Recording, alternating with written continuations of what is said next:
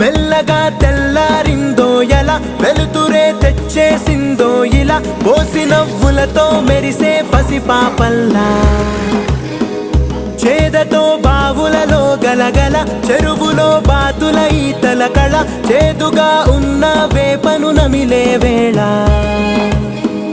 చుట్ట పొగ మంచుల్లో, చుట్టాల పిలుపుల్లో, మాటలే కలిపేస్తూ మనసారా మమతల్ని పండించి అందించు హృదయంలో.